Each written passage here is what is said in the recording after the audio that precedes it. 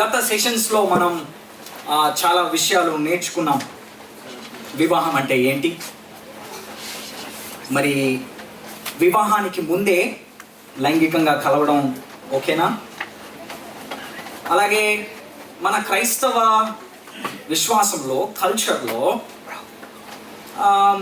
పెళ్ళి లేకపోతే life పార్ట్నర్ని select చేసుకునేటప్పుడు జనరల్గా మనం పాటించే పద్ధతులు ఏంటి అని చెప్పి మనం చూసాం. కానీ ఈ సెషన్లో అసలు దేవుని వాక్యం ఏం చెప్తుంది, లైఫ్ పార్ట్నర్ని ఎలా సెలెక్ట్ చేసుకోవాలి, అలాగే దాంతో పాటు వైజ్ లేకపోతే విజ్డమ్ కొంచెం ప్రాక్టికల్గా వాక్యం ఎలా చెప్తుంది, అలాగే మనం వాక్యంలో నుండి కొంచెం విజ్డాన్ని మనం ఎలా తీసుకొని మన లైఫ్ పార్ట్నర్ని సెలెక్ట్ చేసుకోవాలి అనే విషయాన్ని నేను ఈ సెషన్లో చెప్తాను.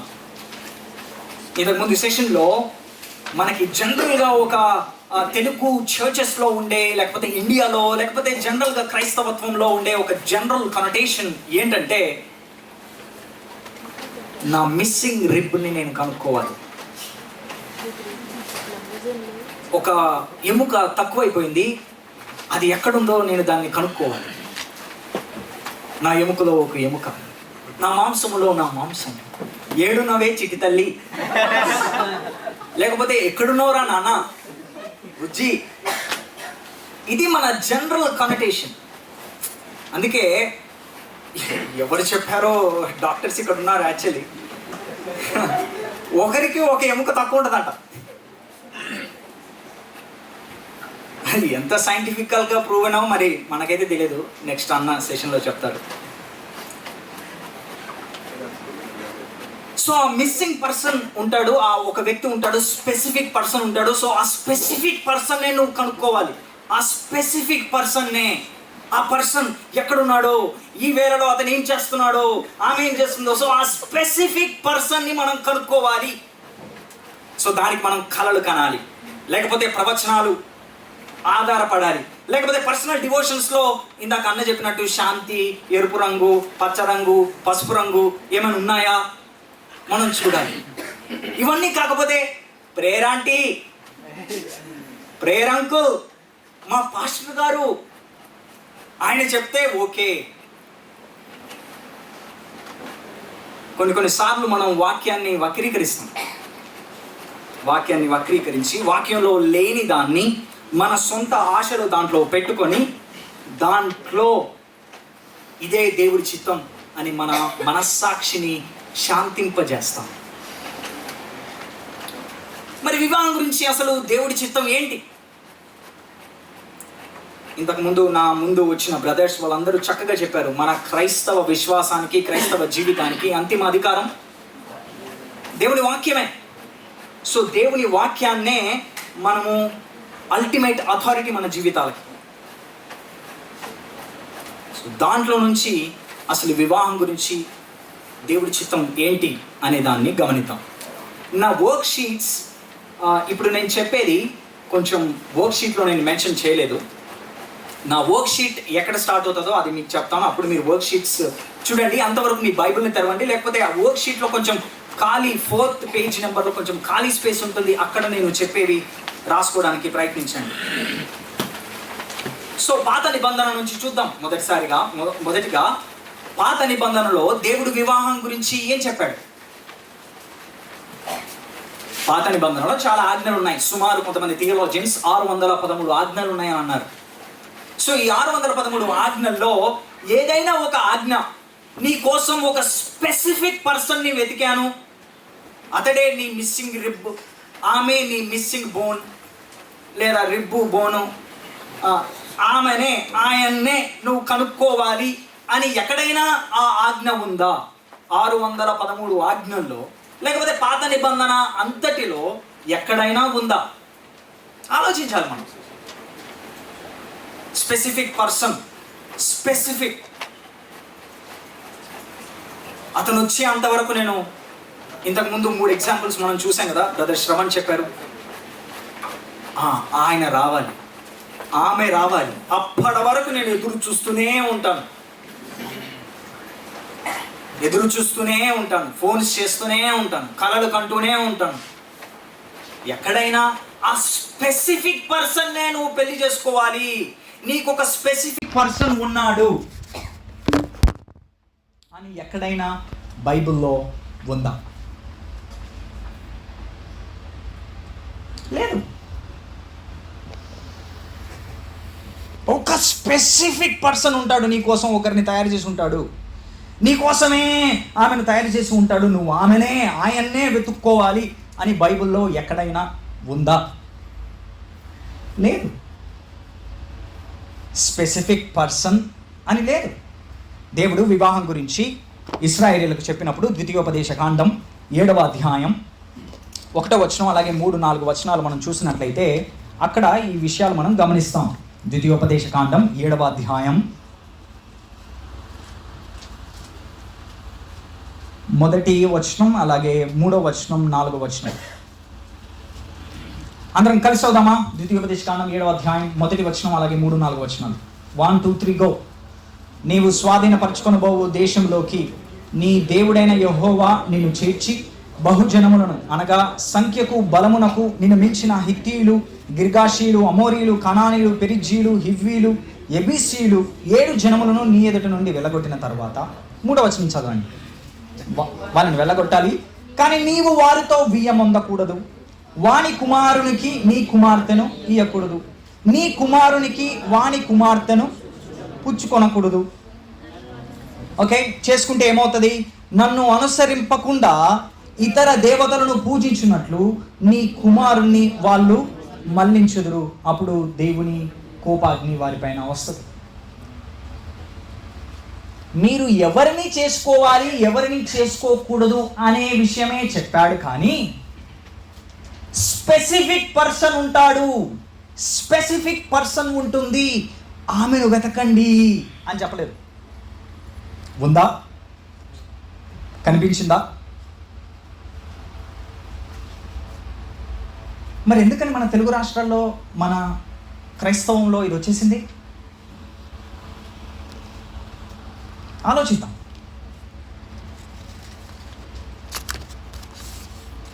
సరే బ్రదర్, అది పాత నిబంధన బ్రదర్, ఒక్కసారి కొత్త నిబంధన దగ్గరకు వద్దామా? వెరీ గుడ్, కొత్త నిబంధన దగ్గరకు వద్దాం. కొత్త నిబంధనలో ఎన్ని పుస్తకాలు ఉన్నాయి? 66, 27. వెరీ గుడ్, మీరు అందరూ చక్కగా యాక్టివ్గా ఉన్నారు.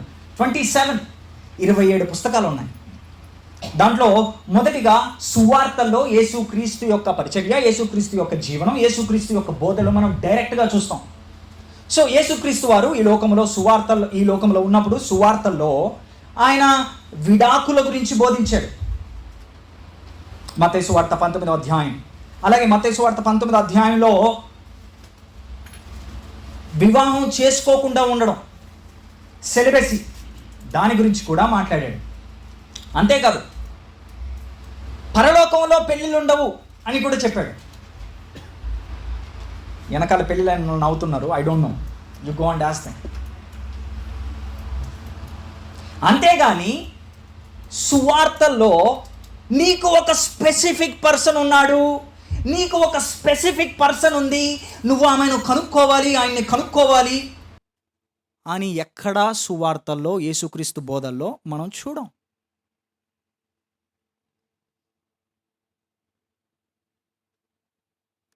అన్నా, అవి సువార్తలు. పత్రికల సంగతి ఏంటి? అపోస్తలుల బోధలు, యేసుక్రీస్తుతో ఉండి చూసి వెంబడించి వాళ్ళు పరిచర్య చేశారు కదా, మరి వారి బోధలు ఏం చెప్తున్నాయి? పత్రికలు సుమారు 22, పౌలు 13 రాస్తే సాధారణ లెటర్స్ అందరు మిగతా వాళ్ళందరూ కలిసి 9. సో ఈ 22 పత్రికల్లో కూడా మనం జాగ్రత్తగా గమనిస్తే చూస్తే పెళ్లి గురించి ఉంది, పెళ్లి లేకుండా జీవించడం గురించి 1 కొరింథీలో ఉంది, కుటుంబ జీవితం ఎలా ఉండాలి అనేది ఎఫెసీ 5 ఇంత పొద్దు నుంచి చూస్తున్నాం, కొలస్సీ 3లో ఉంది. అలాగే ఒక విశ్వాసి అయిన భార్య ఎలా జీవించాలి అనేది 1 పేతురు 3వ అధ్యాయం 1-6 వచనాల్లో ఉంది. అలాగే విశ్వాసి అయిన భర్త ఎలా జీవించాలి అనేది 1 పేతురు 3వ అధ్యాయం 7వ వచనంలో ఉంది. ఇవన్నీ ఉన్నాయి. కానీ పత్రికల్లో కూడా ఎక్కడా నీ గురించి ఒక స్పెసిఫిక్ పర్సన్ ఉన్నాడు కాబట్టి నువ్వు అతన్ని కనుక్కునేంత వరకు నిద్రపోకు. నీ గురించి ఒక స్పెసిఫిక్ పర్సన్ ఉంది, ఆమెను నువ్వు వెతికేంత వరకు వెతుకుతూనే ఉండు, నిద్రపోకు. బహుశా నిద్రపోతే నువ్వు మిస్ అయిపోతావేమో అని ఎక్కడ లేదు. సో ఒక స్పెసిఫిక్ పర్సన్, ఒక వ్యక్తి, ఆమెనే ఈయన కోసం, ఈయన్నే ఆమె కోసం అని బైబిల్లో మనం చూడం. కేవలం ఒక్కసారి మాత్రమే నువ్వు వెళ్ళి ఆ స్పెసిఫిక్ పర్సన్ని పెళ్లి చేసుకోమని మనకు బైబిల్లో కనబడుతుంది. ఎక్కడ? Very good హోషేయ. హోషేయ, వెళ్ళి గోమెరును వివాహం చేసుకో. వేశ్య అయిన గోమెరును వివాహం చేసుకో. కేవలం అక్కడ మాత్రమే. కోర్స్ యోసేపు విడువాలనుకుంటుంటే మేరీని అక్కడ కూడా చెప్తాడు, నానా మేరీని వివాహం చేసుకోవడానికి వెనుకాడకు, భయపడకు. సో ఈ 2 చోట్ల తప్ప ఇంకెక్కడా కూడా నువ్వు ఒక స్పెసిఫిక్ పర్సన్ని పెళ్లి చేసుకో అని బైబిల్లో లేదు.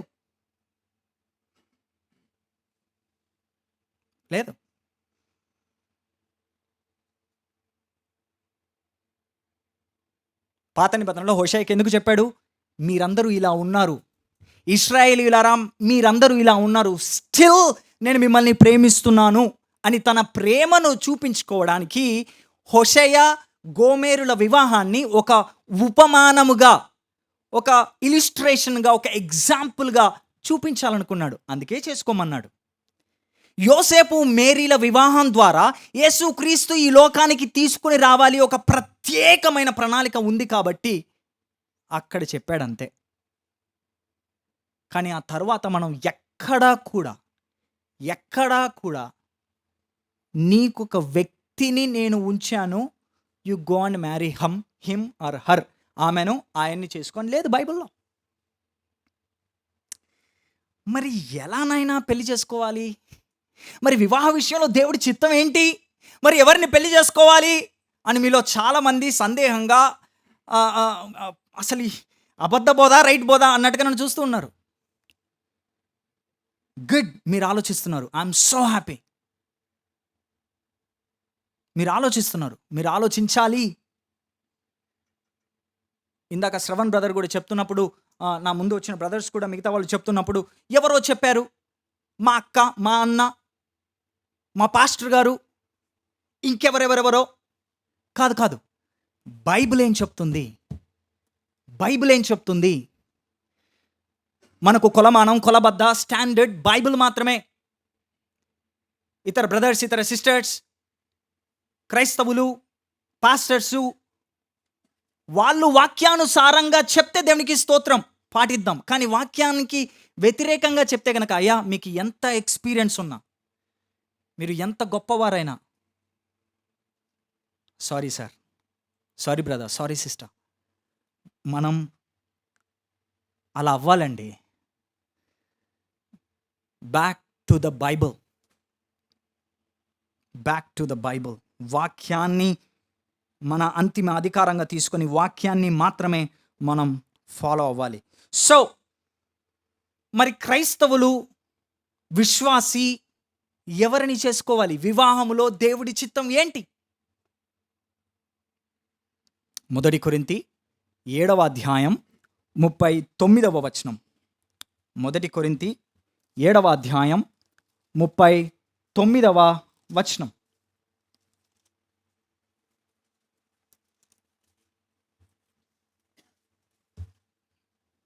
అందరం ఒకసారి ఆ వచనాన్ని చదువుదామా? 1 కొరింథీ 7:39. భార్య తన భర్త బ్రతికి ఉన్నంత కాలము బద్ధురాలై ఉండును. భర్త మృతి పొందిన ఎడల ఆమెకిష్టమైన వానిని పెండ్లి చేసుకొనుటకు స్వతంత్రురాలై ఉండును గాని ప్రభువునందు మాత్రమే పెండ్లి చేసుకొనవలెను.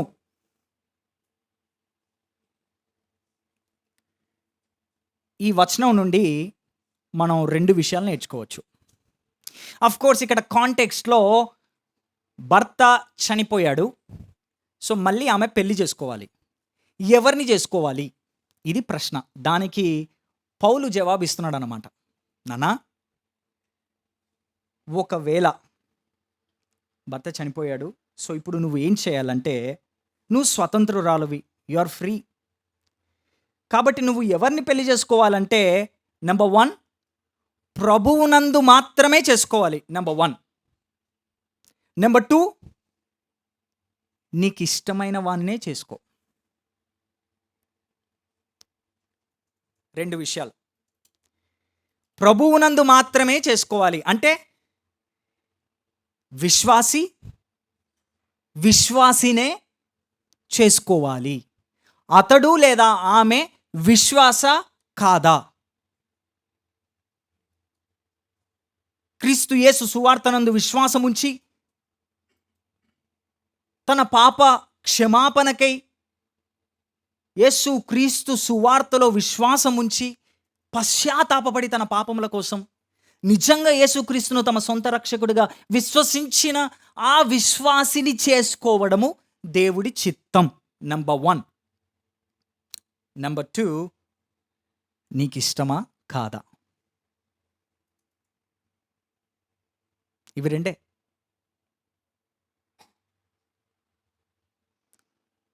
దేవుడు ఆదాము అవ్వలకి కూడా ఆదికాండం 2వ అధ్యాయంలో, నానా ఈ అడవిలో చెట్లన్నీ ఉన్నాయి, ఈ తోటలో మీ ఇష్టం ఏమైనా తిను, కానీ ఒక్క చెట్టు పండు మాత్రం తినకు, తింటే నువ్వు చచ్చిపోతావు. సో ఒకటి తినొద్దు అని చెప్పి ఇంకొకటి తిను, ఏదైనా తిను అని ఫ్రీడమ్ ఇచ్చాడు.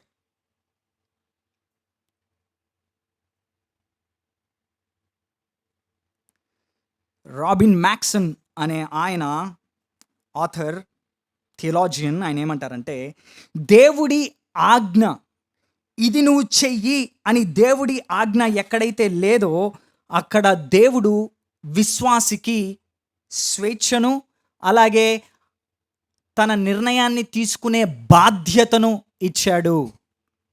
ఫ్రీడమ్ ఇచ్చాడు, అలాగే రెస్పాన్సిబుల్.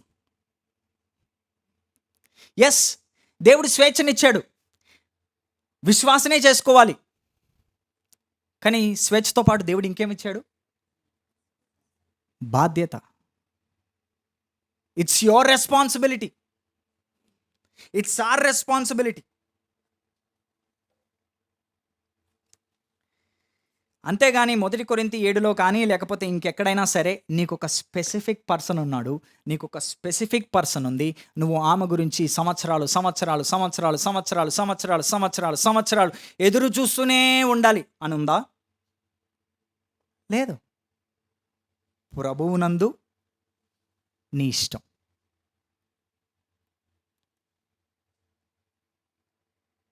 మొదటి కొరింథీ 9వ అధ్యాయం 5వ వచనం. 1 కొరింథీ 9వ అధ్యాయం పక్క పేజీలో 9వ అధ్యాయం 5వ వచనం చూడండి. అక్కడ అపోస్తులు ఎవరిని చేసుకున్నారో, తక్కిన అపోస్తుల వలను, ప్రభు యొక్క సహోదరుల వలను, కేఫా వలను విశ్వాసురాలైన భార్యను వెంట పెట్టుకొని తిరుగుటకు మాకు అధికారం లేదా? సో పౌలు ఇతర బ్రదర్స్తో పాటు మాట్లాడుతూ, వారి తరపున మాట్లాడుతూ, డిసైపుల్స్తో మాట్లాడుతూ, లేకపోతే అక్కడ కొరింథీ సంఘంతో మాట్లాడుతూ, క్షమించండి, ఏమంటున్నాడంటే అపోస్తుల వలను, అలాగే ప్రభు యొక్క సహోదరుల వలను, అంటే యేసుక్రీస్తు యొక్క బ్రదర్స్ వాళ్ళలాగను, అలాగే కేఫా వలను, అంటే పేతురు వలె విశ్వాసురాలైన భార్య. సో బ్రదర్స్ అండ్ సిస్టర్స్, ఈ మధ్యాహ్న కాల సమయంలో మనం అర్థం చేసుకోవాల్సింది ఏంటంటే, దేవుడి చిత్తం వివాహములో నెంబర్ 1, అతడు లేదా ఆమె విశ్వాసురాలై లేదా విశ్వాసి అయి ఉండాలి. Only believer. నెంబర్ 2, నీకు ఇష్టమా కాదా?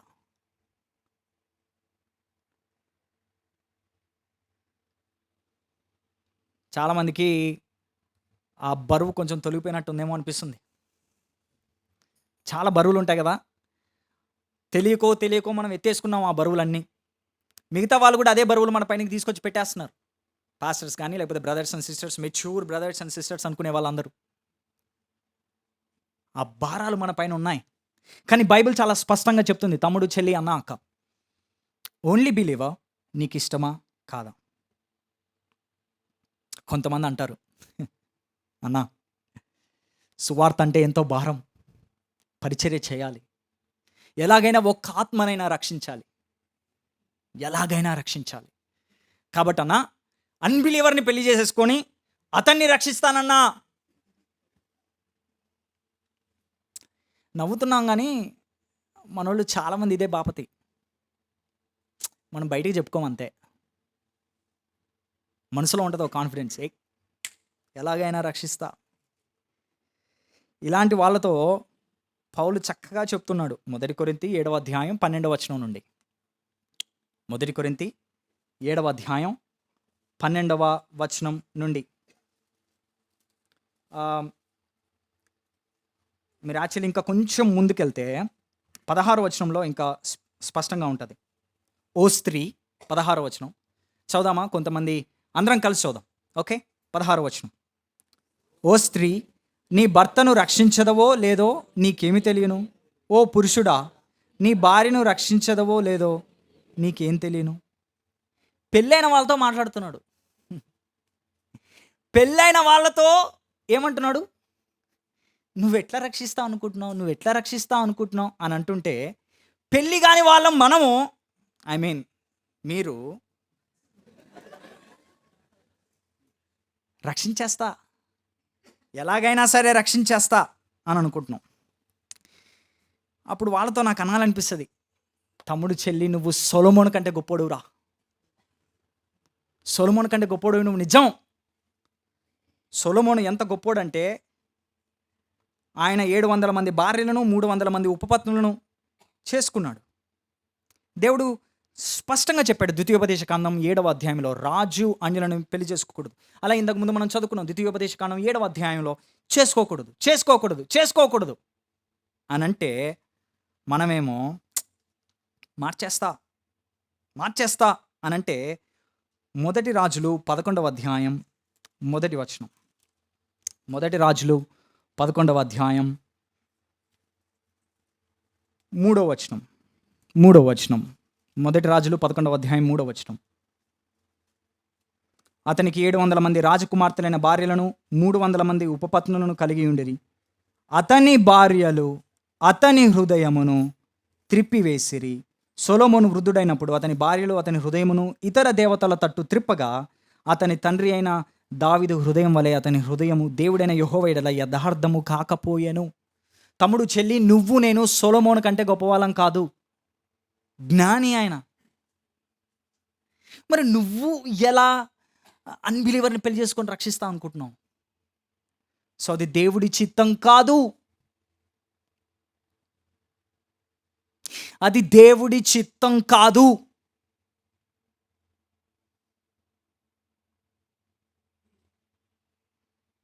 సమ్మరీ నేను చెప్పాలనుకున్నది ఏంటంటే, కేవలం విశ్వాసిని పెళ్లి చేసుకోవడమే దేవుడి చిత్తం.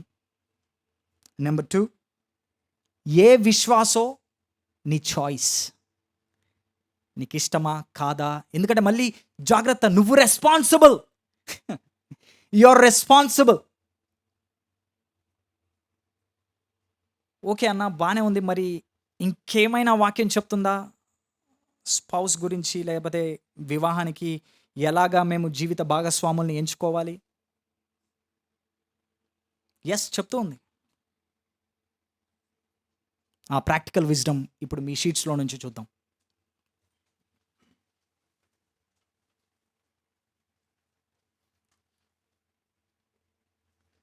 గ్యారీ చాప్మెన్ అనే వండర్ఫుల్ ఆథర్, ఆయన ఈ మాట చెప్పారు: ఎవరు కూడా విడాకులు తీసుకోవాలని పెళ్లి చేసుకోరు. చాలామంది విడాకుల దగ్గరికి ఎందుకు వెళ్తారంటే, వాళ్ళు వారి జీవితంలో సరిగా ప్రిపేర్ అవ్వలేదు కాబట్టి. ఇంతకుముందు మనం విన్నాం, వెడ్డింగ్ కాదు మ్యారేజ్ ఇంపార్టెంట్, ఈవెంట్ కాదు ఎక్కడ ఉంటున్నాం, ఎలా ఉంటున్నాం, లేకపోతే ఏ బట్టలు వేసుకుందాం, ఎక్కడికి హనీమూన్కి వెళ్దాం, దానికి మించి ఆలోచించాలి. దానికి మించి ఆలోచించాలి. ఎందుకంటే you are marrying a sinner. రక్షించబడిన ఒక పాపిని పెళ్లి చేసుకుంటున్నాం. నా మాట మీరు జాగ్రత్తగా వినాలి. రక్షించబడిన ఒక పాపిని నువ్వు పెళ్లి చేసుకొని ఒకే రూఫ్ కింద, ఒకే బెడ్ పైన, ఒకే ఇంట్లో, అది 2 BHK అయినా 1 BHK అయినా ఏదైనా సరే, ఒకే రూఫ్ కింద నువ్వు ఉంటావు. ఈయన సిన్నరే, ఈమె గారు సిన్నరే. ఇద్దరు సిన్నర్స్ కలిసి వచ్చినప్పుడు వేరు వేరు కల్చర్స్లో, వేరు వేరు అప్బ్రింగింగ్లో, వేరే వేరే ఎడ్యుకేషన్లో, వేరే వేరే జాబ్స్లో, వేరే వేరే అభిరుచుల్లో, ఒకరు ఇంట్రోవర్టు, ఒకరు ఎక్స్ట్రావర్టు, ఒకరు మొనోకాలిక్, ఇంకొకరు అవుట్వర్డ్, ఇటువంటి డిఫరెంట్ సైకాలజీస్తో ఉన్నప్పుడు నువ్వు నేను ప్రతి విషయంలో జాగ్రత్తగా ప్రిపేర్ అవ్వకపోతే వివాహాలు కోట్ల దగ్గరనే ముగిసిపోతాయి. Very sad reality of Christian marriages. చాలా వివాహాలు కోర్టు గదుల్లో పొట్లాడుకుంటున్నాయి.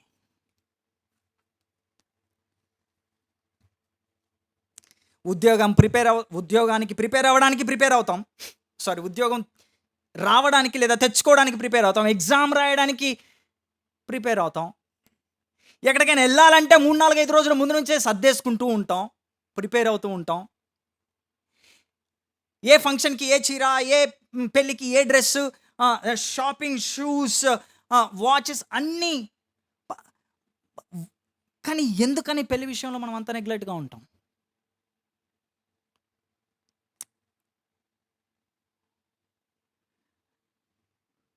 పెళ్ళి అనేది చాలా ముఖ్యమైనది కాబట్టి మనకి విజ్డమ్ అవసరం. సో మరి మన జీవిత భాగస్వామిని ఎన్నుకోవాలంటే మనం తీసుకోవాల్సిన జాగ్రత్తలు లేదా ఆలోచించాల్సిన అంశాలేంటి? నెంబర్ వన్, మీరు ఫస్ట్ ఆఫ్ ఆల్ మీరు తిరిగి జన్మించారో లేదో నిర్ధారించుకోండి. ఓకే, అక్కడ ఏ అని ఉంటుంది, ఏలో 1లో అది ఫస్ట్ ఆఫ్ ఆల్ పెళ్ళి గురించి ఆలోచించే ముందు తమ్ముడు, చెల్లి, బ్రదర్ అండ్ సిస్టర్, పెళ్ళి గురించి ఆలోచించే ముందు ఫస్ట్ నువ్వు రక్షించబడ్డావా లేదా?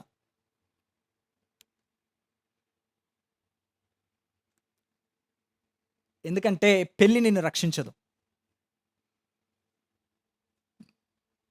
పెళ్ళి నీ ప్రాథమిక అవసరత కాదు. నీ ప్రాథమిక అవసరత రక్షణ, రక్షకుడు యేసుక్రీస్తు వారు. అందుకే వాల్టర్ ట్రోబీష్ అనే ఆథర్ గారు ఈ మాట అన్నారు: మీ జీవితంలో అతి ముఖ్యమైన నిర్ణయం యేసుక్రీస్తును అనుసరించాలనే నిర్ణయం. రెండవ అతి ముఖ్యమైన నిర్ణయం నీ వివాహ భాగస్వామిని ఎంచుకోవడం. ఫస్ట్ ఏంటంట? పెళ్ళి కాదు, యేసుక్రీస్తును నీ సొంత రక్షకుడిగా విశ్వసించడం. అది నెంబర్ 1. Number 2 marriage. చాలామంది నెంబర్ 2 గురించి ఆలోచించి నెంబర్ 1ని మర్చిపోతారు. No, number 1 is very important. ఇక్కడ నువ్వు విశ్వాస కాదా పరీక్షించుకో, నిర్ధారించుకో, తెలుసుకో, అడుగు. మీ సంఘములో నిన్ను చూస్తున్న, దగ్గర నుంచి చూస్తున్న బ్రదర్స్ అండ్ సిస్టర్స్ని అడుగు. నేను నిజంగా సువార్తను విశ్వసిస్తున్నాను, కానీ నాలో ఫ్రూట్ కనబడుతుందా? సువార్తకు తగ్గ ఫలాలు నేను ఫలిస్తున్నానా? నువ్వు నాలో తిరిగి జన్మించిన లక్షణాలు ఏమన్నా గమనిస్తున్నావా? ప్లీజ్ నాకు చెప్పు. చాలాసార్లు మనం పెళ్ళి దగ్గరకు వచ్చేసరికి బ్యాప్టిజం గురించి ఆలోచిస్తాం. ఎందుకంటే క్రిస్టియన్ మ్యారేజ్ చేయరుగా. ఒక మాట చెప్పనివ్వండి, పెళ్ళి బాప్తిస్మం కాదు. జస్ట్ 2-3 జగ్గులు లేదా ఆ నీళ్లు నువ్వు నీళ్ళలో మునిగినావు అంతే, స్నానం చేసినావు, చిన్నది జలకాలాట. పెళ్ళి బాప్తిస్మం కాదు. మరి ఎప్పుడు బాప్తిస్మం తీసుకోవాలి? యేసు క్రీస్తును రక్షకుడిగా అంగీకరించి, నీ పాత రోత జీవితం గురించి యేసుక్రీస్తు మరణించారని, నువ్వు నీ ఈ యొక్క పాపాల గురించి క్షమాపణ అడిగి రక్షణ పొందావని, ఈ హృదయం మార్చబడిందని, ఆ లోపల జరిగిన కార్యానికి గుర్తుగా బ్యాప్టిజం తీసుకోవాలి. నీ హృదయంలో జరిగిన కార్యానికి గుర్తుగా బహిరంగంగా నువ్వు బాప్తిస్మం తీసుకోవాలి. ఓ తమ్ముడు, చెల్లి, ఇంకా ఇక్కడ ఎవరైనా రక్షించబడకపోతే నీకు పెళ్ళి కాదు అవసరం, నీకు రక్షణ అవసరం, నీకు క్రీస్తు అవసరం. నెంబర్ 2, ఇప్పుడు నెంబర్ 2 ఏంటి? మీరు పెళ్లి చేసుకోబోయే వ్యక్తి విశ్వాసో కాదో నిర్ధారించుకోండి. ఇందాకే మనం చూసాం కదా, కేవలం విశ్వాసిని మాత్రమే చేసుకోవాలి. అది దేవుడి చిత్తం, అదే దేవుడి చిత్తం, అదే దేవుడి ప్రణాళిక. సో పెళ్లి సంబంధం వచ్చింది, బాగున్నాడు, బాగుంది. మనం ఎప్పుడు చూస్తాం కదా, CCC ఏంటి? Caste, colour. అవి కాదు, క్యాస్ట్ కలర్ కాదు. నిజంగా విశ్వాస కాదా? నిజంగా రక్షించబడ్డా లేదా? అడగండి టెస్టిమనీ. సువార్తను ఒక నిమిషంలో చెప్పమనండి. సువార్తని ఒక నిమిషంలో చెప్పానండి, లేదా నీ రక్షణ సాక్ష్యం అని చెప్పమనండి. నాకు ఒక అక్క తెలుసు, చాలా సంబంధాలు వచ్చేవి అక్కకి. ఆమె ఫస్ట్ క్వశ్చన్, మీ రక్షణ సాక్ష్యం చెప్పండి. వెనకాల నుంచి పాస్టర్లు అబ్బో అంటే, నేను పాస్టర్ని కాబట్టే మా బ్రదర్స్ని అంటున్నా, పాపం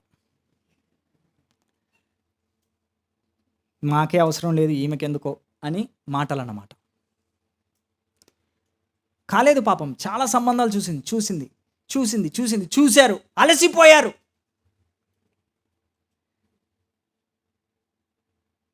బట్ తన కన్విక్షన్ని తను సాక్రిఫైస్ చేయలేదు. నాకు వాక్యం స్పష్టంగా చెప్తుంది, విశ్వాసినే పెళ్లి చేసుకోవాలని చెప్తుంది. నేను విశ్వాసినే పెళ్లి చేసుకుంటా, కాబట్టి అతడు విశ్వాస కాదా అని అడుగుతున్నాను. తప్పేముంది అయ్య గారు? తప్పేముంది? నాన్న, అన్న, అక్క,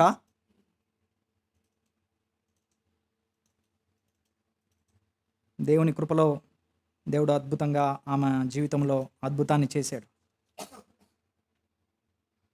stand on your own convictions. Don't sacrifice your convictions on the altar of marriage. Or ఈ CCCలో ఏదో ఒక దాని గురించి నీ కన్విక్షన్ని తీసి పారేయకు. నెలకి 6 digit శాలరీ అంట, గవర్నమెంట్ ఎంప్లాయీ అంట, అద్భుతమైన కారు పెడతారంట, మా 3 అక్షరాలు 2 అక్షరాలేనంట, మా సామాజిక వర్గమేనంట.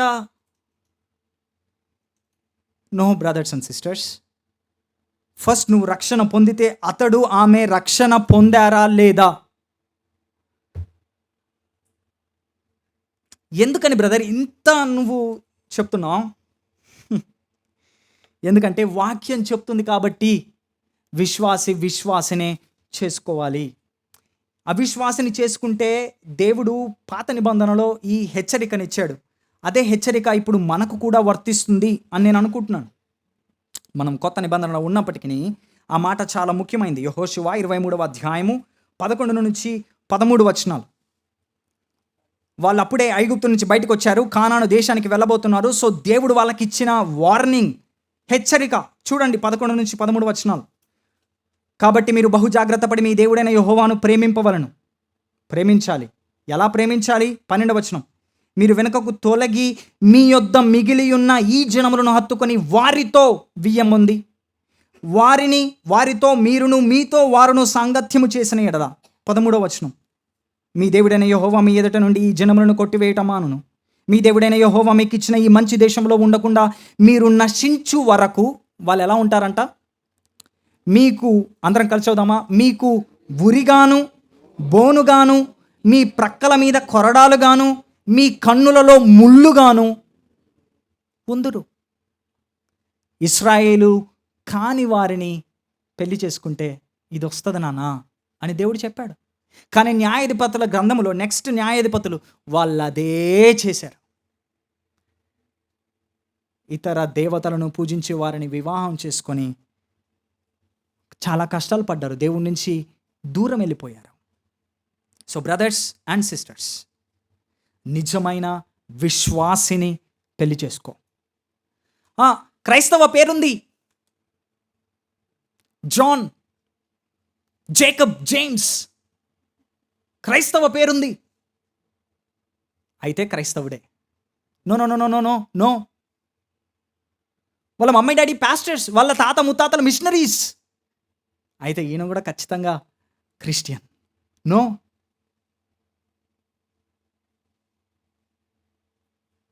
డాక్టర్ కొడుకు డాక్టర్ కాదు, నీకు దెబ్బ తగిలితే డాక్టర్ కొడుకు దగ్గరికి వెళ్ళవు, డాక్టర్ దగ్గరికి వెళ్తాం.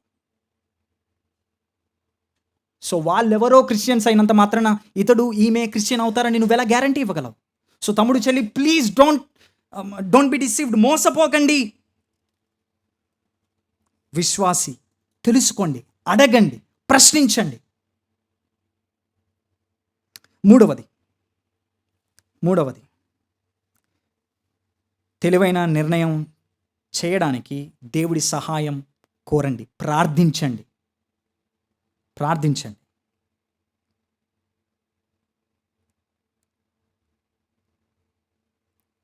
ఒక ఎక్స్ట్రీమ్ ఉంటుంది, నీకు ఇష్టం వచ్చిన వారిని చేసుకో. ఎక్స్ట్రీమ్ అన్నమాట ఇది. నీకు ఇష్టం వచ్చిన వారిని చేసుకో కాబట్టి మొత్తం నీపైనే డిపెండ్ అయింది కాబట్టి మొత్తం నీ చాయిసే కాబట్టి నువ్వు ప్రార్థన చేయాల్సిన అవసరం లేదు. గాడ్ ఈజ్ ఎలాగూ సావరిన్ కదా, ఆయన సార్వభౌముడు కదా, ఎట్లయినా జరిగించేస్తాడు. నువ్వెందుకు లేరా ప్రార్థన? నో. జ్ఞానం కోసం దేవుని వేడుకోవాలి. యాకోబు పత్రిక 1వ అధ్యాయం 5వ వచనం, మీలో జ్ఞానం తక్కువ ఉన్నవాడు నన్ను అడగండి. మనం సరిగా ఆలోచించడానికి, అఫ్కోర్స్ అక్కడ యాకోబు పత్రికలో శ్రమల్లో కాంటెక్స్ట్, శ్రమల్లో జ్ఞానం గురించి అడుగుతున్నారు. దాన్ని మనం ఇంప్లిసిట్గా మన డైలీ లైఫ్లో కూడా మనం జ్ఞానాన్ని అడగాలి దేవుణ్ణి. ప్రభువా ఏం చేయాలి? ఇన్ని వచ్చినాయి, 4-5 వచ్చేసినాయి. అపోస్తల కార్యంలో లాగా లేకపోతే యోనాలాగా చీట్లు వేసి ఏ పేరో నేను తీసుకోలేను, అలా చేయకూడదు కూడా. ఎందుకంటే అది అప్పుడు ఆగిపోయింది, యూదా సాంప్రదాయం. ఎందుకంటే నాకు తెలిసిన ఒక ఫ్రెండ్ చీట్లు వేసేవాడు. తను ఏ జీవితంలో ఏ నిర్ణయం తీసుకోవాలన్నా చీట్లు రాసి వేసి బిబ్లికల్ అనేవాడు. నేను అప్పుడు నమ్మేవాడిని, నాకు తెలీదు, బైబిల్ జ్ఞానం లేదు అప్పుడు. నో నో నో నో, అది అప్పుడు అపోస్తల కార్యం 1వ అధ్యాయంలో జరిగింది. మళ్ళీ ఇంకెప్పుడైనా చీట్లు వేయమని ఉందా పత్రికల్లో? లేదు. సో దేవుడి సహాయంతో, పరిశుద్ధాత్మ దేవుడి సహాయంతో జ్ఞానం కలిగి నిర్ణయం తీసుకోవడానికి, ఈ CCC పైన మోజుపడి వాటిపైన ఉండకుండా నిర్ణయం తీసుకోవడానికి, సహనంతో ఉండడానికి, అలాగే మంచి ఎగ్జామినేషన్ చేయడానికి మన జ్ఞానం అవసరం. సో దేవుణ్ణి అడగాలి.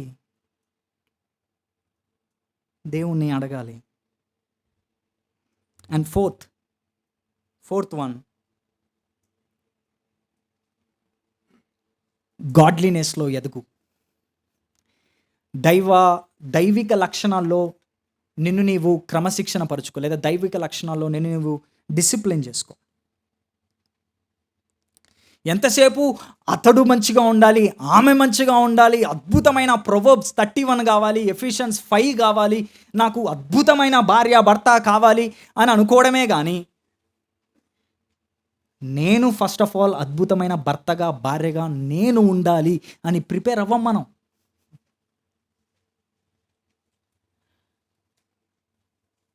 ఒక ఆయన ఇలా అన్నారు. ఒక ఆయన, పెళ్లిలో విజయం అనేది సరైన భాగస్వామిని పొందడంలో లేదు, నువ్వే సరైన భాగస్వామి అవడంలో ఉంది. ఇంగ్లీష్లో ఇలా ఉంది, the success in marriage is not in getting a right spouse but in being a right person. సరైన భాగస్వామిని పొందుకోవడంలో లేదు.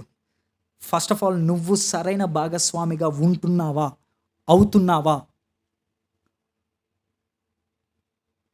యాక్చువల్లీ నెక్స్ట్ రియాలిటీలో ఇంకా చాలా బాగుంటుంది, ఎక్స్పెక్టేషన్స్ వర్సెస్ రియాలిటీ నెక్స్ట్ సెషన్లో. ఎందుకంటే ఇప్పుడు ఈమె ఈయనే అని అనుకుంటాం, పెళ్ళైన తర్వాత తెలుస్తుంది ఈయనే ఎందుకు.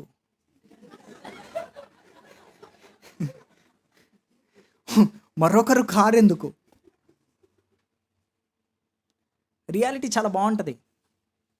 మనమంతా కొత్త బంగారు కలల లోకంలోనే విహరిస్తూ ఉంటాం. కానీ రియాలిటీలో బ్రతకాలంటే ఇదిగో ఈ దైవిక లక్షణాలు కావాలి మనకి. ప్రేమ కావాలి, కృప కావాలి, తగ్గింపులో ఎదగాలి. తగ్గేదే లేదంటే అవ్వదు, తగ్గాలి. క్షమించాలి. అంతేకాదు, ఇప్పుడే సింగిల్గా ఉన్నప్పుడే నువ్వు పరిశుద్ధతగా ఉండడాన్ని, పవిత్రతను నువ్వు పాటించాలి. పెళ్ళికి ముందు పవిత్రంగా ఉండవు, కానీ పెళ్ళైన తర్వాత పవిత్రంగా ఉంటాను. ఎందుకంటే ఇప్పుడు నేను సింగిల్ కదా, దేవుడు నా అవసరతలు తెలుసుకుంటాడు, నా శరీర బలహీనతలు ఆయనకు బాగా తెలుసు. కాబట్టి ఇప్పుడు ఏం కాదు, పవిత్రతలో కొంచెం రాజీ పడవచ్చు. ఇప్పుడు అప్పుడప్పుడు పోర్నోగ్రఫీ చూడొచ్చు, ఇట్స్ ఓకే. పొద్దున చెప్పిన సెక్షువల్ ఇమోరాలిటీలో పోర్నోగ్రఫీ కూడా ఒకటి.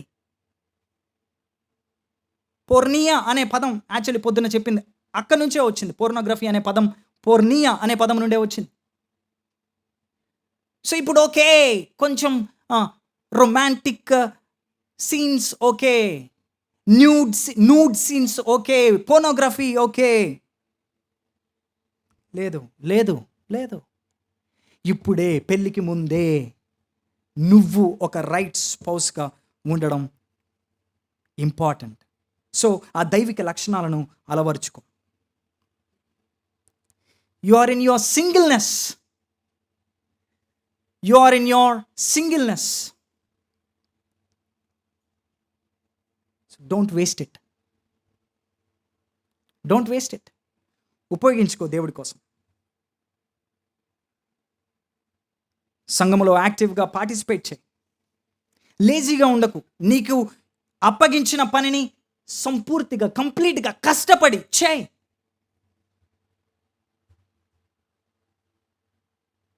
అంతేకాదు, ఇది చాలా ఇంపార్టెంట్ నేను చెప్పబోయేది. యేసు క్రీస్తులో నీ సంతృప్తిని, యేసు క్రీస్తులో నీ గుర్తింపును ఇప్పుడే సింగిల్గా ఉన్నప్పుడే అనుభవించు. దానికోసం వెంపర్లాడు, ప్రార్థించు, దేవుణ్ణి అడుగు. Find your satisfaction and identity in Jesus Christ. చాలామంది అంటారు పెళ్ళైన తర్వాత స్టేటస్లు లేకపోతే బయోలు, she completes me, he completes me. అట్లా నువ్వు నేను అనుకున్నామంటే అయిపోయినట్టే. వాళ్ళపైన పడి నీ ఎక్స్పెక్టేషన్స్ అన్నీ వాళ్ళపైన కుమ్మరించి ప్రేమించు అని జలగలాగా వాళ్ళను పట్టి టైం స్పెండ్ చేయి. Find your satisfaction identity in Christ. ఎందుకంటే బ్లైజ్ పాస్కల్ అనే ఒక శాస్త్రవేత్త, నోబెల్ బహుమతి పొందిన మ్యాథమెటిషియన్, హీస్ మల్టీ టాలెంటెడ్. ఆయన అంటాడు, every heart has an empty God-shaped vacuum. Nothing can fill and satisfy that empty God-spaced vacuum because God made that empty vacuum for himself. ప్రతి ఒక్కరి హృదయంలో దేవుడు తన కోసం తయారు చేసుకున్న ఒక ఖాళీ స్థలం ఉంది.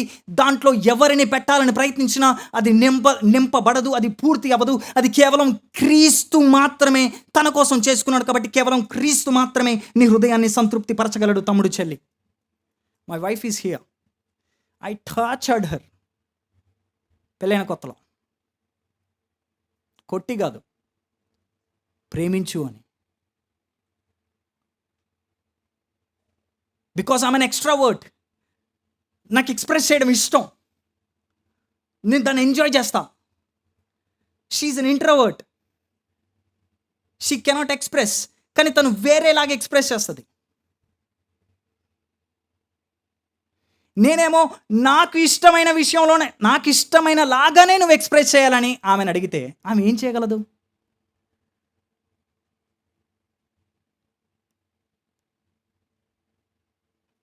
సో నేనే తగ్గించుకొని తనను అర్థం చేసుకొని ఎక్స్పెక్టేషన్స్ మార్చుకున్నాను. ఓ, తన లవ్ లాంగ్వేజ్ హార్డ్ వర్క్, తన love language doing house chores, తన లవ్ లాంగ్వేజ్ కష్టపడి పని చేయడం, నాకు కావలసిన బెస్ట్ అన్ని రకాలుగా సిద్ధం చేయడం. నా లవ్ లాంగ్వేజ్ క్వాలిటీ టైం, నా లవ్ లాంగ్వేజ్ మాట్లాడడం, అప్రిషియేషన్, గివింగ్ గిఫ్ట్స్. నా లవ్ లాంగ్వేజ్ డిఫరెంట్, ఆమె లవ్ లాంగ్వేజ్ డిఫరెంట్. కాబట్టి నేను ఆమెను అర్థం చేసుకొని నా సాటిస్ఫాక్షన్ క్రైస్ట్లో కనుక్కొని ఆమెకు కొంచెం స్పేస్ ఇస్తే చాలు.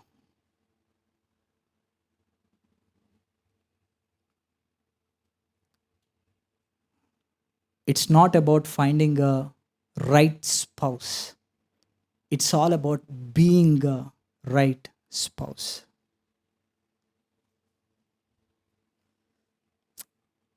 ఫార్టీ 46 minutes అయింది. I need to rush. Number 5, వ్యక్తిగత సాక్ష్యాన్ని పరిశీలించండి. వ్యక్తిగత సాక్ష్యాన్ని పరిశీలించండి. ఆల్రెడీ ఇంతకుముందు చెప్పాను కాబట్టి నేను ముందుగా వెళ్తాను. నీ ఫీలింగ్స్ కాదు, నీ feelings, little Cupid feelings, goose bumps, ఈ ఫీలింగ్స్ కాదు.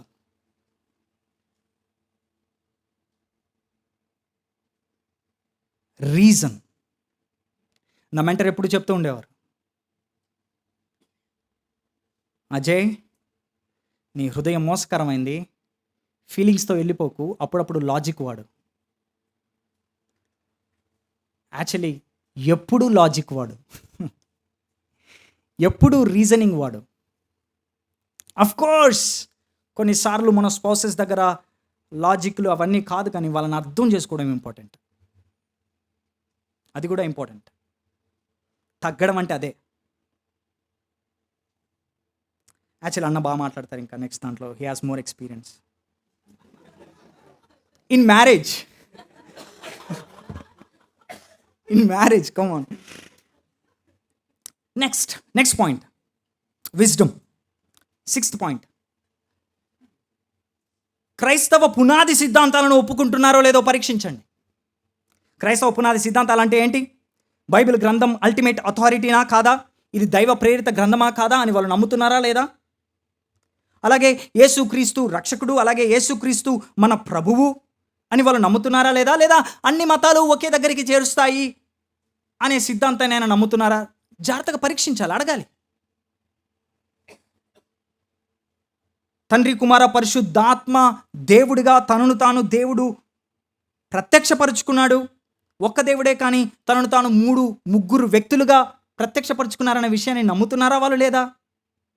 ఎందుకంటే ఈ రోజుల్లో యేసుక్రీస్తును దేవుడిగా నమ్మని చాలామంది బయలుదేరారు అని వాళ్ళు కూడా మేము క్రైస్తవులం అని చెప్పుకుంటున్నారు. సో అడగండి.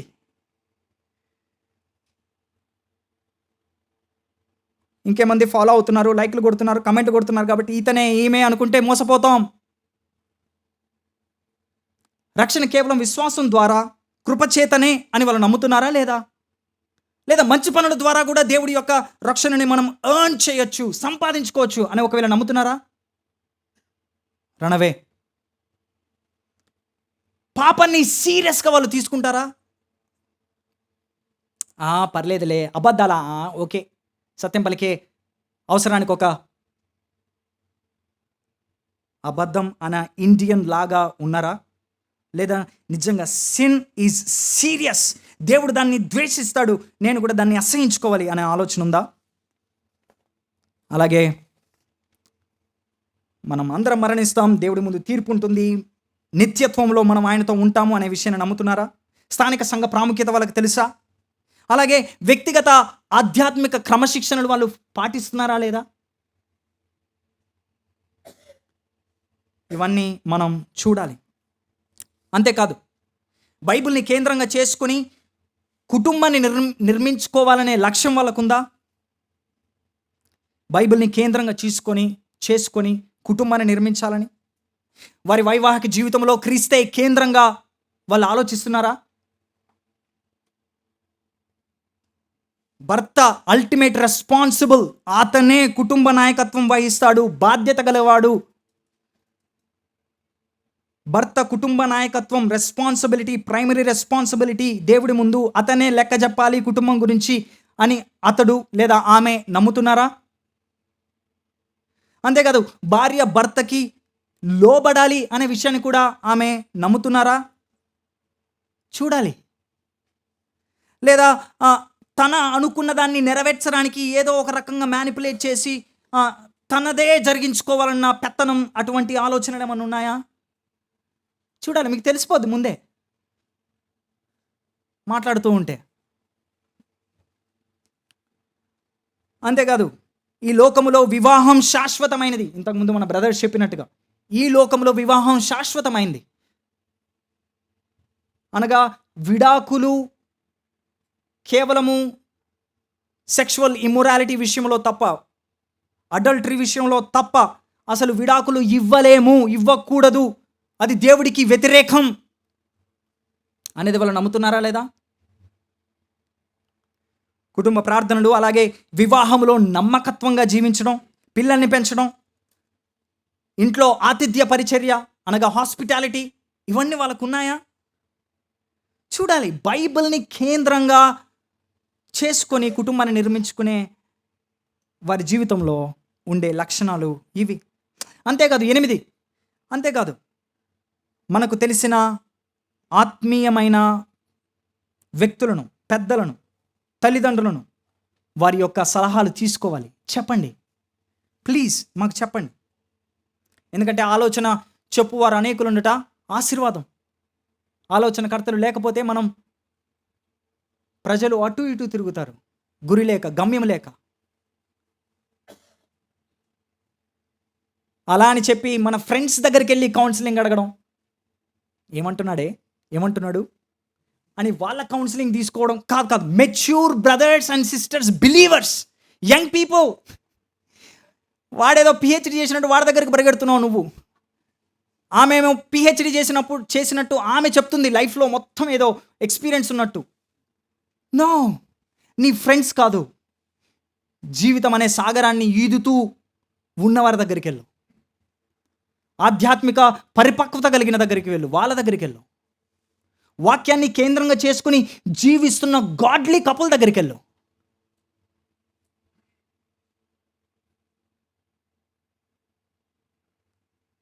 తొమ్మిది, మన కల్చర్లో ఇది చాలా ముఖ్యం. వృద్ధాప్యంలో కానీ లేకపోతే అనారోగ్యంగా ఉన్న పేరెంట్స్ని చూసుకోవడానికి ఆమెకు ఆసక్తి ఉందా? అతడికి ఆసక్తి ఉందా? ఎందుకంటే ఈ మధ్యలో ఆల్రెడీ ఇండివిజువాలిటీ ఎక్కువైపోయింది మన ఇండియాలో కూడా. రావద్దు, అస్సలే రావద్దు, మీ వాళ్ళు రావద్దు, నా వాళ్ళు రారు, మనమే ఇద్దరమే.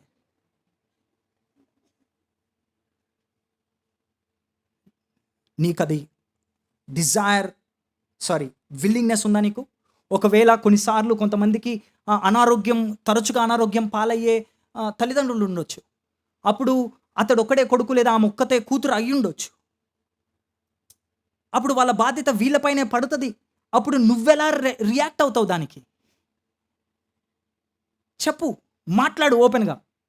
పెళ్ళైన తర్వాత షాకులు వద్దు, పెళ్ళైన తర్వాత సర్ప్రైజ్ ఇవ్వకు, పెళ్ళికి ముందే మాట్లాడు. అలాగే వివాహానికి సంబంధించిన పుస్తకాలను చదవండి. అండ్ స్థానిక సంఘంలో ప్రిమారిటల్ కౌన్సిలింగ్ గుండా వెళ్ళండి. అనగా గాడ్లీ కపుల్తో కూర్చొని మాట్లాడండి, ఆలోచించండి. ఏం ఆలోచించాలి? ఇదిగో ఇప్పుడు నేను తొందరగా కొన్ని విషయాలు చెప్పేస్తాను. ఆ విషయాల గురించి ఆలోచించండి. ఏంటి ఆ విషయాలు?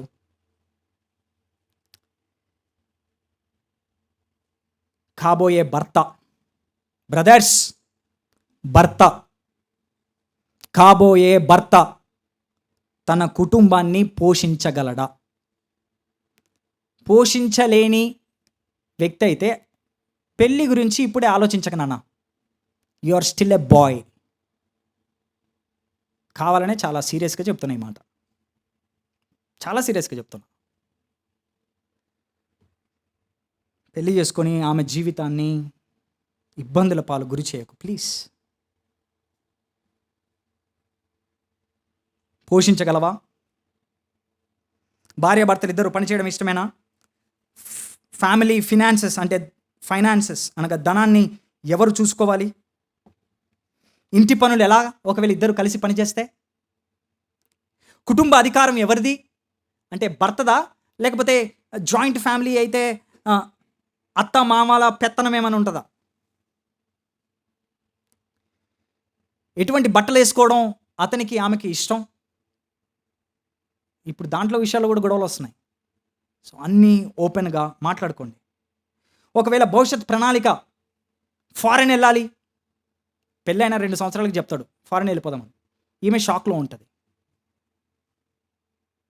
ముందే ఆలోచించండి నీ భవిష్యత్ ప్రణాళికలు ఏంటి. పరిచర్య గురించి కూడా ఇది చాలా ముఖ్యం, అందుకే ఈ పాయింట్ యాడ్ చేశాను. పరిచర్య చేయాలన్న ఆసక్తి ఉంది, ముందే చెప్పండి, ముందే డిస్కస్ చేయండి. పిల్లల్ని గురించి ప్రణాళిక, ఎంతమంది, ఎప్పుడు, అసలు ఆ వ్యక్తికి అబార్షన్ అంటే పాపం అని తెలుసా? ఆ వ్యక్తికి అడాప్షన్ ఒకవేళ దేవుని కృపే పిల్లలు ఒకవేళ కలిగితే దేవునికి స్తోత్రం. దేవుని కృపలో పిల్లలు కలగకపోతే దత్తత తీసుకోవడానికి ఆమెకు ఆయనకు ఇష్టమేనా?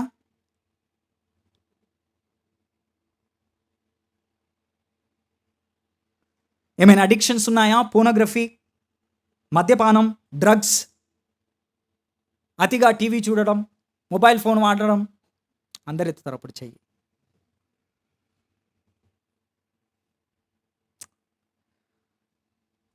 వివాహంలో ఉన్న కాన్ఫ్లిక్ట్స్, ఇది చాలా ముఖ్యం. ఎలా డీల్ చేస్తావు కాన్ఫ్లిక్ట్స్? రియాలిటీలో ఇంకా అన్న ఎక్కువగా డీల్ చేస్తారు. ఒకవేళ మన ఇద్దరి మధ్యలో, భార్యాభర్తల మధ్యలో ఏమైనా గొడవలు అయితే, మన ఇద్దరం దాన్ని కష్టం డీల్ చేసుకోవడం అయితే, ఎవరి దగ్గరికైనా వెళ్ళడం నీకు ఇష్టమేనా? లేదా ఇంట్లో ఉన్నదాన్ని తీసి బయటేస్తున్నావు అని మనం గొడవ పెడతావా? ఉండడం మంచిది. అకౌంటబిలిటీ అవసరం. ఈ ఒకవేళ పెళ్లి సంబంధం వచ్చింది, సో ఈ పెళ్లి విషయంలో ముందుకెళ్ళడానికి ఇంకేమైనా భయాలు, సందేహాలు ఉన్నాయా? బ్రదర్స్ అండ్ సిస్టర్స్, ఇవన్నీ మీరు ఆలోచించడానికి, ఈ ప్రశ్నలు వేసుకోవడానికి. అంతేగాని చెప్పు నెంబర్ 1 పెట్టినావా, నెంబర్ 2 ఓకేనా, నెంబర్ 3 అట్లా కాదు. పోనీ ఇప్పటివరకు నేను చెప్పిన విషయాల్లో వాళ్ళు మాట్లాడడానికి, మారడానికి ఇష్టంగా ఉన్నారా, సిద్ధపడుతున్నారా అనేది కూడా ఆలోచించాలి. అంతేగాని నువ్వు చెప్పిన పాయింట్ నేను ఇష్టపడను అని చెప్పి ఏదైనా వాక్యానికి వ్యతిరేకంగా ఉన్న విషయంలో ఆయన మంకు పట్టి వీడకో, ఈమె నేను పట్టిన కుందేలకు 3 కాళ్ళు అని ఇద్దరికిద్దరు ఎవరు అంటే దాన్ని అప్పుడే కొంచెం శాంతిపూర్వకంగా క్యాన్సిల్ చేసుకుంటే మంచిది. All right. ఒకవేళ వివాహం నిశ్చయమైతే, లేదా వివాహం చేసుకుందామని ఫిక్స్ అయ్యి ఏదైనా రిలేషన్షిప్లో ఉంటే తీసుకోవాల్సిన జాగ్రత్తలు ఏంటి? దయచేసి పెద్దలకి చెప్పండి. ఇతరులకు, పెద్దలకు చెప్పండి. ఈ గప్చుప్ వద్దు. సీక్రెట్గా దాచేస్తా వద్దు. మాట్లాడండి, చెప్పండి, ఇతరులకు చెప్పండి. ఎందుకంటే యు నీడ్ అకౌంటబిలిటీ. టైం పడుతుంది కాబట్టి. ఇతరులను నిన్ను అడగడం, ప్రశ్నించడం అది మనకు శ్రేయస్కరం, ఆశీర్వాదం. 2, ఎక్కువగా మీట్ అవ్వకపోతే, మాట్లాడకపోతే మంచిది. ఇంగ్రిడ్ ట్రోబిష్ అనే ఆయన ఇలా అన్నారు: ఎదురు చూడడం అనేది చాలా ఈజీ. ఎప్పుడో తెలుసా? మీరు ఒకరినొకరు బాగా కంటిన్యూస్గా చూడకపోతే. Waiting is so easy, or waiting will be easier if you don't see each other daily. ఎదురు చూడడం నేర్చుకోండి. ఎక్కువగా మీట్ అవ్వకపోతే, మాట్లాడకపోతే మంచిది. ఒకవేళ మీట్ అయినప్పుడు పబ్లిక్గా గడపండి. ఒంటరిగా ఎవరు లేని నిర్మానుష్య ప్రదేశాల్లో అక్కడ కలపకండి, అక్కడ స్పెండ్ చేయకండి. శారీరకంగా కలవకుండా జాగ్రత్త పడండి ప్లీజ్. ఇంతకుముందు సెషన్లో కూడా అదే పాయింట్ చెప్పారు కదా, ఫిజికల్గా మీట్ అవ్వకుండా, సెక్షువల్గా లైంగికంగా కలవకుండా. It's okay, how far is too far, కొంచెం రొమాన్స్ ఓకేనా, కిస్సెస్ అండ్ టీ టిఫిన్లు మన భాషలో, not at all, not at all. అది కూడా ఒక type of sexual immorality. Because ఆమె ఇంకా నీ హస్బెండ్ వైఫ్ కాలేదు. So wait.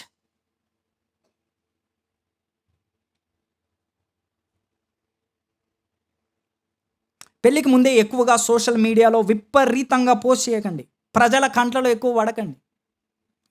ఒక మాట చెప్పాలంటే, roaming, Facebook, Instagram, WhatsApp parties వద్దు. తెలీదు ఏమవుతుందో, ఎప్పుడు ఏమవుతుందో తెలీదు, వద్దు, జాగ్రత్త. వివాహానికి మిమ్మల్ని సిద్ధం చేసే పుస్తకాలు చదవండి, ఆ మాటలు పంచుకోండి.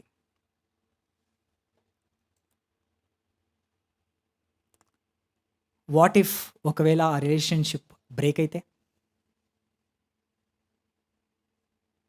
ఒకవేళ నువ్వు ఎవరినైతే చేసుకోవాలనుకున్నావో ఆమెను లేదా ఆయన్ని చేసుకోకపోతే, love love love love love అని అనుకున్నా అది కాస్త హార్ట్ బ్రేక్ అయ్యే ఎమోజీ వస్తే, మై ఫ్రెండ్స్, క్రైస్ట్ నీ సఫిషియెంట్ కాకపోతే మాత్రం నువ్వు బ్రేక్ అయిపోతావు. అందుకే చెప్తున్నా, find your satisfaction and identity in Christ. Don't waste your singleness until you get married. So brother, good, thank you so much for this. మరి ఏమైనా పుస్తకాలు ఉన్నాయా? ఎస్, పుస్తకాలు ఉన్నాయి. నేను నా వైఫ్ ఈ పుస్తకం చదివాం ఆర్ ప్రిమారిటల్ కౌన్సిలింగ్లో.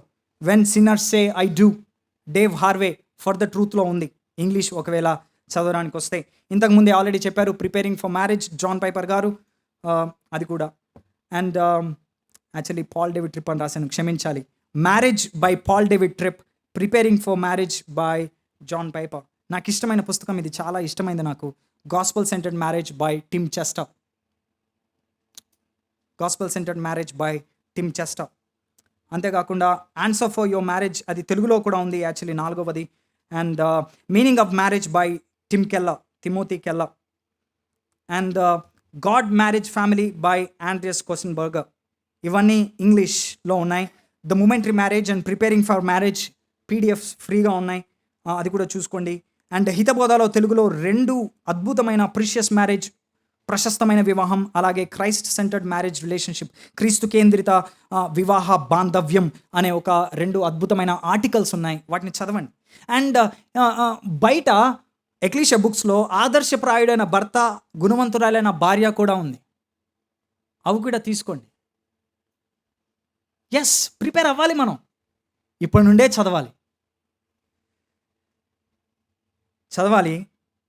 కానీ రియాలిటీ కొన్నిసార్లు వేరేగా ఉంటుంది. అది నా నెక్స్ట్ సెషన్ శంకరన్న వస్తారు అండ్ విల్ ప్రే. ప్రార్థన చేసుకుందాం. ప్రభువా మీకు వందనాలు తెలియజేస్తున్నాం. ఎంత శ్రేష్టమైన వాక్యాన్ని మాకు ఇచ్చావు మా చేతుల్లో, బైబిల్ని. చాలా క్లియర్గా స్పష్టంగా చెప్తుంది ప్రభువా, మీరు ఇచ్చిన ఈ అద్భుతమైన వివాహంలో మీ చిత్తం ఏంటో. మేము విశ్వాసని చేసుకోవాలి, అలాగే చేసుకునేటప్పుడు మా చాయిస్ కాబట్టి, మేము రెస్పాన్సిబుల్ కాబట్టి చాలా వైజ్గా విజ్డమ్తో మేము వ్యవహరించాలి. దానికి కావాల్సిన ప్రాక్టికల్ విజ్డమ్ కూడా మీరు మాకు ఈ సెషన్లో ఇచ్చారు ప్రభువా. అలా ఫాలో అవ్వడానికి మాకు కృపను చూపించండి, సహాయం చేయండి. ఈ బ్రదర్స్ అండ్ సిస్టర్స్ని బట్టి చాలా వందనాలు చెప్తున్నాను ప్రభా, మీకు చాలా థ్యాంక్స్.